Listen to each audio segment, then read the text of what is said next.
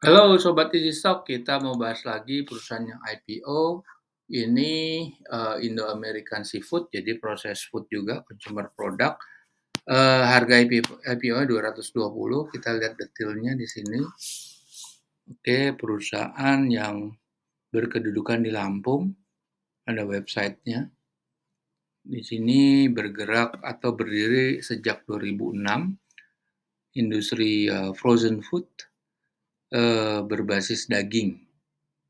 Anda bisa pelajari. Nah, websitenya.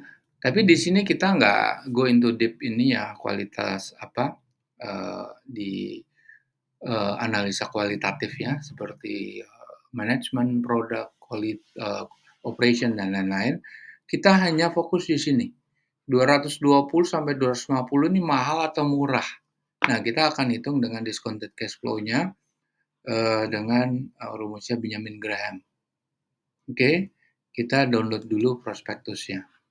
Nah, prospektusnya kita pertama-tama yang harus kita lihat adalah jumlah saham yang beredar. Oke, saham sebelum dijual ke publik 1,1 miliar, terus dijual 290 juta atau ekivalen 21%, sehingga saham yang beredar itu 1,4 miliar lembar. Sekarang kita mau lihat laporan keuangan auditnya.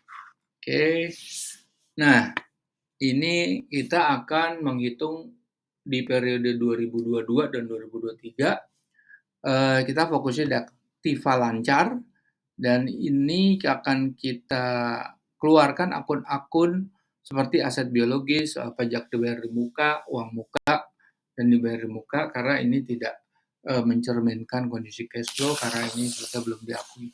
Oke, kita bandingkan dengan utang jangka pendek dan jangka panjang. Kita juga catat ekuitasnya, dan kita masuk ke P&L, kita fokusnya di laba. Laba terjadi penurunan ya. Ini juga terjadi penurunan cukup signifikan ya. Penjualannya dari 382 ke 200. Tajam juga, ini juga dari 6,2 ke 1,7. Tajam turunnya. Oke. Ekuitasnya turun nggak dia? Ekuitasnya nggak turun. Meskipun penjualannya turun ya. Karena di sini ada laba sebelum pajak yang diinvest dari tahun 2022 ya. Jadi, tapi kalau dia turun terus, itu pasti dampaknya ke ekuitas nanti. Kalau dilihat turun 1 tahun, ekuitasnya tidak berdampak, malah tetap naik di sini kan. Padahal labanya tuh kan turunnya drastis ya, dari 6,2 ke 1,7. Oke. Terus kita lihat dia bayar dividen nggak? Nggak ada ya dividennya. Oke.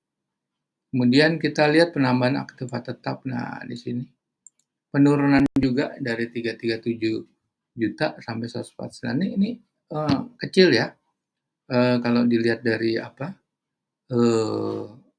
capex-nya. Coba kita lihat tadi Excel-nya, kita masukin di sini semuanya nih.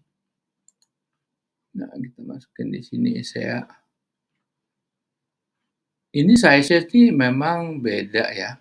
Tidak sebesar IPO yang sebelumnya, itu PT Guna yang sama di processing food juga. Ini skala lebih kecil. Oke, kita balik lagi ke ini prospektusnya. Kita lihat NPL-nya ada nggak? NPL-nya ada, tapi dia tidak dibilang sudah lewat jatuh tempo. Sebetulnya ada nih 17,2 ya. Ini lebih dari 90 hari. Ini potensi sebetulnya mengurangi current asset, tapi oke lah. Nanti kita lihat, kita hitung. Terus kemudian kita lihat. Nah, dia punya penyusutannya tinggi ya. Beda sekali, ini penyusutannya juga tinggi, 10 miliaran. Terus kita akan lihat P&L-nya. channel which